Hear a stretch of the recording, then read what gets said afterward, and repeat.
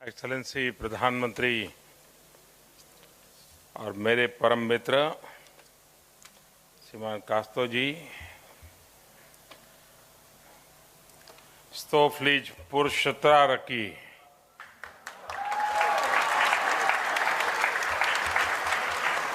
boa tarde.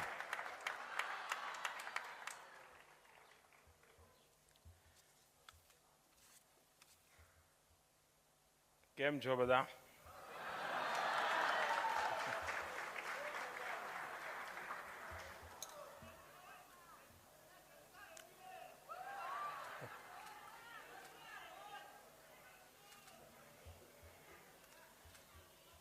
खूब टूंकी notice में मुझे यहाँ आने का अवसर मिला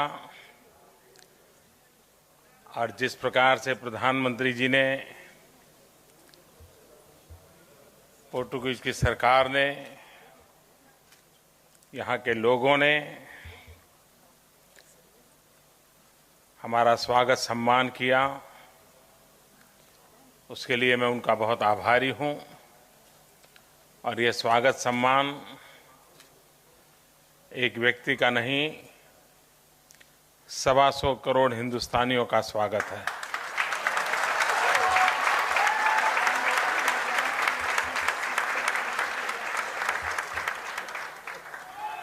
ये राधा कृष्ण मंदिर एक प्रकार से यहाँ की सामाजिक चेतना का प्रतीक है।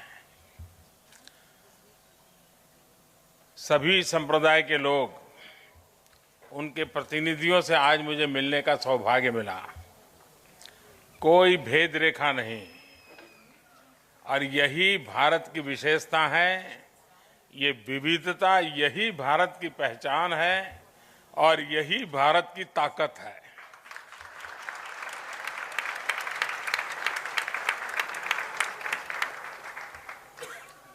पिछले दिनों पोर्चुगल में फॉरेस्ट फायर के कारण एक बहुत बड़ा हादसा हो गया। कई निर्दोष लोग उस आग में शिकार हो गए। जिन जिन लोगों की मृत्यु हुई, इन सबके प्रति मैं आदरपूर्वक श्रद्धांजलि व्यक्त करता हूं और उनके परिवारजनों को परमात्मा शक्ति दे, ये प्रार्थना करता हूं। पोर्चुगल का भारत के सांस्कृतिक विरासत के रूप में एक संबंध रहा है, बड़ी निकटता रही है। लेकिन गुजरात के साथ उनका एक विशेष नाता रहा है। हम सब सुनते आए हैं कि वास्को डी गामा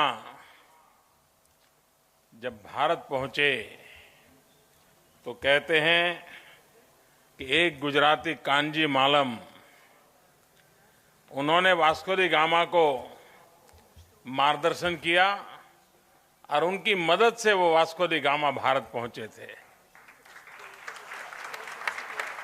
एक कांजी मालम गुजरात से निकले, अफ्रीका में सेटल हुए और वहां एक बंदरगाह पर उनकी मुलाकात वास्को डी गामा से हुई और वहीं से भारत जाने की उनकी यात्रा बनी।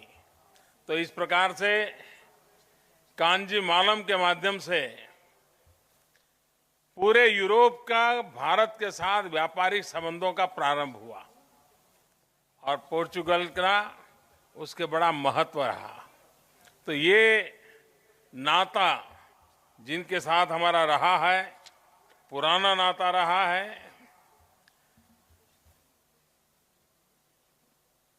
ये बात सही है कि 70 साल में पहली बार हिंदुस्तान से कोई प्रधानमंत्री बायलैटरल विजिट के लिए यहां आया है और यह सौभाग्य मुझे मिला है। जब अटल बिहारी वाजपेयी प्रधानमंत्री थे तो वहां आए थे, लेकिन उस समय उनकी यात्रा बायलैटरल विजिट के रूप में नहीं थी।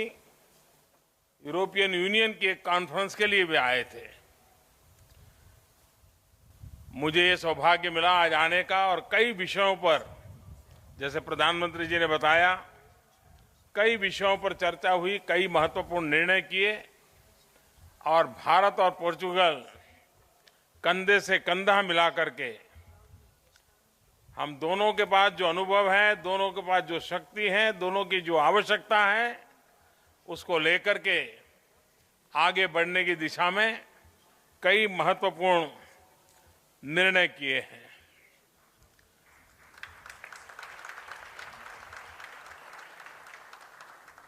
पोर्तुगल के महान नेता श्री मारियो सोरेस 1992 में 1992 में भारत के गणतंत्र दिवस के मुख्य मेहमान के रूप में पधारे थे। उन्हीं के कालखंड में भारत के और पोर्चुगल के संबंधों को एक नई ऊर्जा, नई चेतना मिली थी। और जब प्रधानमंत्री जी भारत थे, उसी समय उनका यहां स्वर्गवास हुआ, तो भारत के लोगों ने प्रवासी भारतीय दिवस में सामूहिक रूप से उनको श्रद्धांजलि दी थी। तो ये आदर भाव पोर्चुगल के साथ भारत का बना हुआ है। पिछले दिनों मुझे यहां के पूर्व प्रधानमंत्री और अब यूनाइटेड नेशंस के सेक्रेटरी जनरल श्रीमान अंतोनियो गुतेरेस से रशिया में मिलने का सौभाग्य मिला और मैं इतना प्रसन्न था कि उनके साथ बातों में उन्होंने योगा पर इतनी डिटेल चर्चा की मेरे साथ। उन्होंने कहा मेरे परिवार के सब व्यक्ति योगा से जुड़े हुए हैं। योगा के प्रति उनका आदर भाव, और आज भी मैंने देखा यहाँ के नागरिकों ने योगा का बहुत अच्छा उत्तम प्रदर्शन किया। ओमकार मंत्र का जाप तो किया, ओम नमः शिवाय का जाप किया और योग को मैंने आज प्रधानमंत्री जी मेरे से चर्चा कर रहे थे, होलिस्टिक हेल्थ केयर की, प्रिवेंटिव हेल्थ केयर की, लो कॉस्ट हेल्थ केयर की, और उन सब के अंदर वो बड़े आत्मविश्वास के साथ कह रहे थे कि हम पोर्चुगल में योग के माध्यम से वेलनेस की मूवमेंट और स्कूलों में भी योग के माध्यम से बच्चों को प्रशिक्षित करने की दिशा में आगे बढ़ रहे हैं। मैं प्रधानमंत्री जी को हृदय से अभिनंदन करता हूं कि पोर्चुगल ने योग के आंदोलन को आगे बढ़ाने में पूरे यूरोप में पोर्चुगल लीड ले रहा है। और पिछले दिनों 21 जून को भी जब अंतर्राष्ट्रीय योगा दिवस हुआ, पूरा विश्व योग मना रहा था, उस समय पोर्चुगल ने भी बहुत बड़ी मात्रा में उत्साह और उमंग के साथ उसमें शरीक हुए। मैं पोर्चुगल के योग प्रेमी भाइयों बहनों का भी हृदय से अभिनंदन करता हूं और मानव कल्याण के लिए, जीरो कॉस्ट हेल्थ केयर के लिए योग की जो मूवमेंट चली है, उसको जब प्रधानमंत्री जी स्वयं आशीर्वाद दे रहे हैं, मुझे विश्वास है कि पोर्चुगल की भावी पीढ़ी के जीवन के लिए ये उनकी बहुत बड़ी सौगात होने वाली है और आने वाली सदियों तक लोग उनको याद करने वाले हैं। पोर्चुगल ने स्टार्टअप की दुनिया में अपना नाम कमाया है। यहाँ के यूथ ने, उनके टैलेंट ने और सरकार की प्रोएक्टिव नीतियों के कारण स्टार्टअप मूवमेंट को एक बहुत बड़ा बल मिला है और पोर्चुगल एक प्रकार से स्टार्टअप का एक बहुत बड़ा क्रिएटिव हब बन सकता है। आज भारत ने और पोर्चुगल ने एक पोर्टल लॉन्च किया है जिसमें स्टार्टअप के क्षेत्र में, इनोवेशन के क्षेत्र में काम करने वाले नौजवान मिलकर के अपने एक्सपीरियंस शेयर करते हुए, अपने अचीवमेंट शेयर करते हुए एक ग्लोबल प्लेटफॉर्म का निर्माण करने की दिशा में आगे बढ़े। पिछले दिनों जब स्टार्टअप इवेंट यहां हुआ था, भारत से 700 से ज्यादा स्टार्टअप को लेकर के काम करने वाले, इनोवेशन में जुड़े हुए सारे नौजवान यहां आए थे और एक बड़ा प्रेरक कार्यक्रम, एक बड़ा प्रेरणा का काम यहां पर हुआ था। पोर्चुगल स्पोर्ट्स की दुनिया में भी भारत के साथ जुड़ा हुआ है। और जब स्पोर्ट्स की चर्चा आती है तो क्रिस्टियानो रोनाल्डो, उसको कौन याद नहीं करेगा। ऐसे ऐसे क्षमतावान लोग फुटबॉल की दुनिया के लिए प्रेरक हैं। भारत में भी रोनाल्डो का नाम सुनते ही फुटबॉल के खिलाड़ियों में एक नई ऊर्जा और चेतना आ जाती है। तो ये एक प्रकार से अनेक क्षेत्र हैं कि जिसमें हम बहुत कुछ मिलकर के काम कर सकते हैं। हमारे डेमोक्रेटिक वैल्यूज हैं। हम विश्व के सभी समुदायों को अपने साथ लेकर के चलने वाले स्वभाव के देश हैं।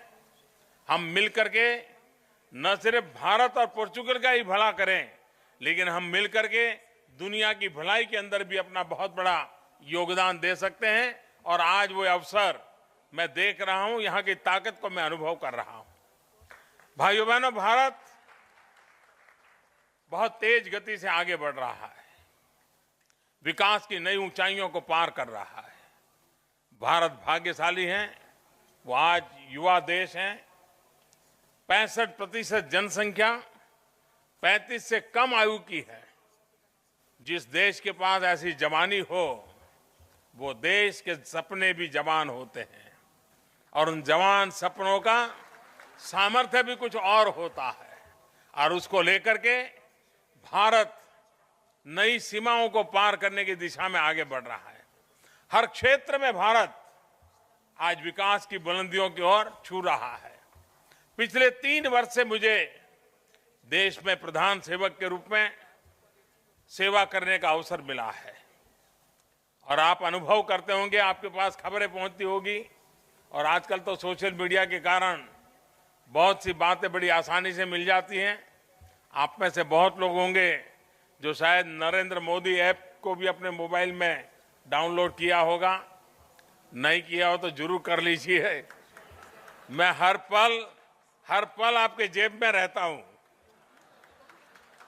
आपके मोबाइल फोन पे अवेलेबल रहता हूं। भारत की हर गतिविधि का परिचय, विकास कितनी तेजी से हो रहा है, कितने क्षेत्रों में हो रहा है, आपको मिलता होगा। स्पेस की दुनिया में भारत के यूथ ने, भारत के वैज्ञानिकों ने कमाल करके दिखाई है। कल ही 30 नैनो सैटेलाइट्स लॉन्च करने का काम भारत के स्पेस साइंटिस्टों ने किया। कुछ दिन पहले हमारे स्पेस साइंटिस्टों ने वर्ल्ड रिकॉर्ड बनाया। एक साथ 104 सैटेलाइट को लॉन्च करके दुनिया को अचरज हो गया था कि ये शक्ति भारत के पास है। तो भारत एक नई ऊर्जा के साथ, नए सामर्थ्य के साथ विकास की नई ऊंचाइयों को पार कर रहा है। आर्थिक क्षेत्र में भी अनेकविध नए बदलाव आ रहे हैं, नियमों में बदलाव आ रहे हैं। फॉरेन डायरेक्ट इन्वेस्टमेंट के लिए कई द्वार खोल दिए गए हैं।